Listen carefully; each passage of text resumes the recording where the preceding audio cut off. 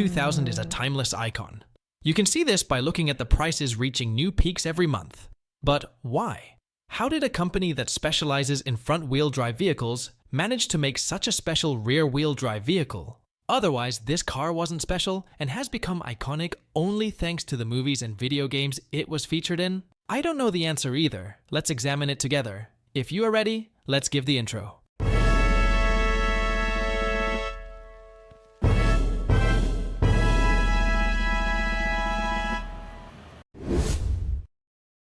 Before diving into S2000, we need to give a small shout out to the first S chassis car, at the same time Honda's first car, even though it didn't see the production line.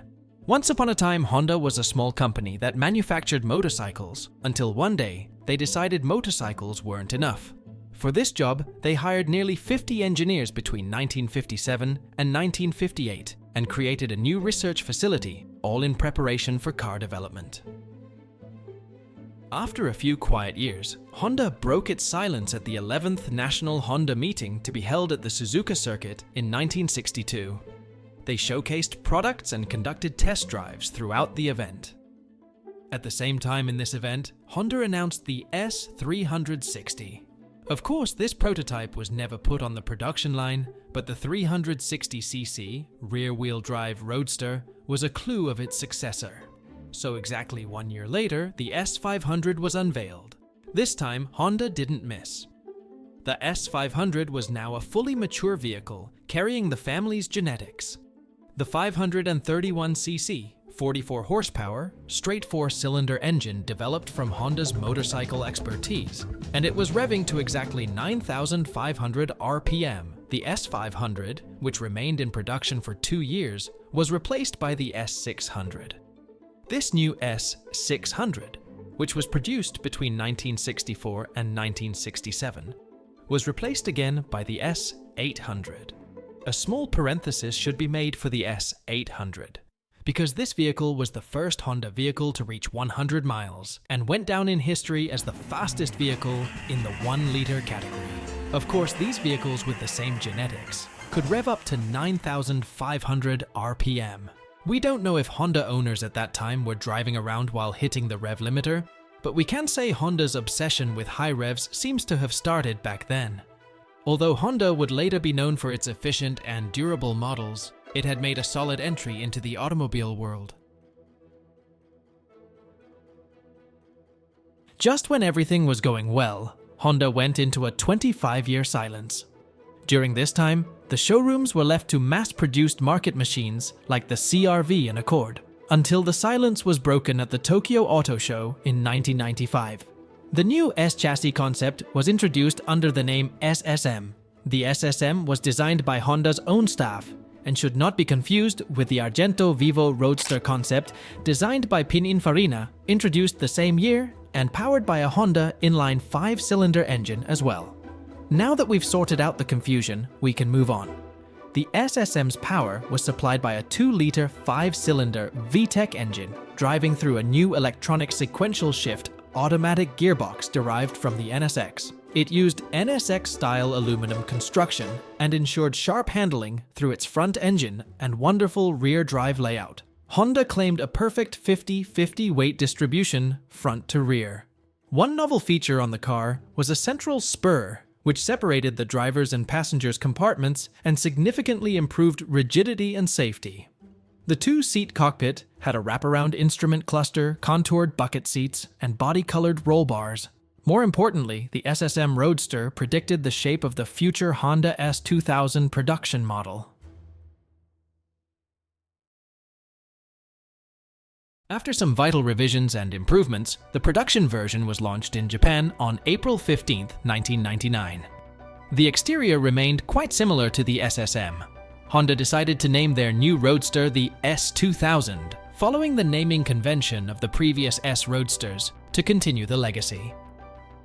The official model for the world market was the year 2000.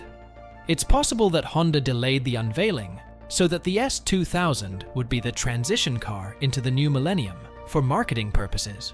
The whole development process was carried out by Honda designers and engineers. The development team was sticking curiously to the classic Honda values. Instead of marketing requirements, As former chief engineer Shigeru Uehara said in an interview, "You will be surprised to know that we had very little input from the marketing people. This was a deliberate move, as we wanted to create something to please us as an engineering team, rather than try and please everyone. If you listen to everyone, including everything they ask for, all cars end up the same.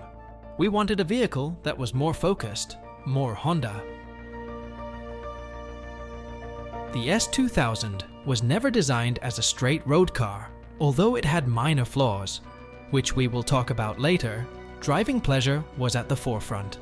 As the project progressed, the team began to focus on real-life testing, first in Hokkaido, and then in various parts of Europe, driving more than 450 kilometers a day to perfect the S2000. The first version of the S2000 was given the chassis code of AP1 and was produced from 1999 to 2003. It features a front mid-engine rear-wheel drive layout with power delivered by a 2000cc inline 4-cylinder VTEC engine. The engine, codenamed F20C, generates power outputs of 250 horsepower and 161 pound-feet of torque. The engine is mated to a 6-speed manual transmission and torsion-limited slip differential. The S2000 achieved what Honda claimed as the highest specific output of a normally aspirated production automobile engine in the world. The compact and lightweight engine mounted entirely behind the front axle, allowing the S2000 to achieve a 50-50 front-rear weight distribution. The dashboard got similar design to late 80s, early 90s McLaren Honda Formula One racing cars, as a reference to the racing pedigree of high-revving Honda engines. In 2004, the S2000 received a facelift and received the code AP2. The facelift was actually very minor. It didn't make any changes. The suspension was improved, the chassis was reinforced, LED tail lights came, etc. The real change was in the American market. The FC20 engine, which was revving to 9,000 RPM, was increased to 2.2 liters because Americans thought that the power wasn't enough. But this power had a price. Redline was now at 8,200 RPM, and the horsepower remained the same, but torque was increased by 6%. If you ask, was it worth it? I leave the decision to you. As production was nearing its end, Honda released a version worth mentioning. Club Racer, or CR. This was a more track-focused version.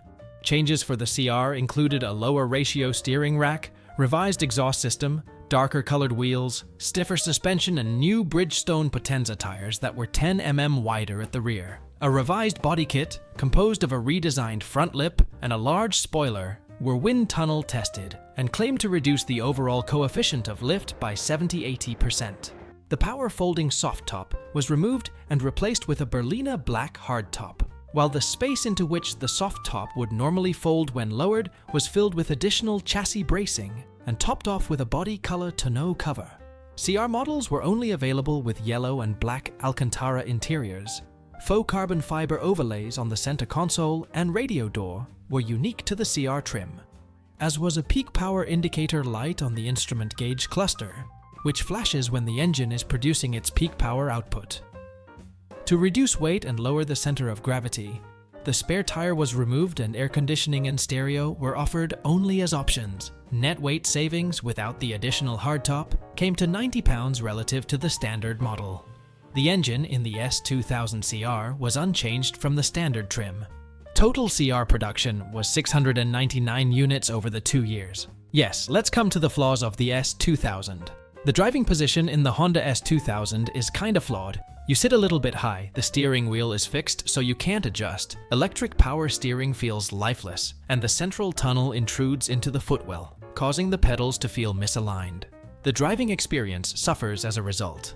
While the F20C engine delivers 237 horsepower at 8,300 RPM with a 9,000 RPM redline, and the torque curve is disappointingly low, producing only 153 pound-feet at 7,500 RPM. Even the highly praised top-end performance feels somewhat underwhelming. On a test track, the S2000 might reach 60 miles per hour in 5.5 seconds. But in everyday driving, an MX-5 would often outperform it. The S2000 looks fantastic and seems to promise so much, but it quickly becomes clear that these troubles makes it less attractive. So what do you think after all? If you liked the video, you know what to do. See you later.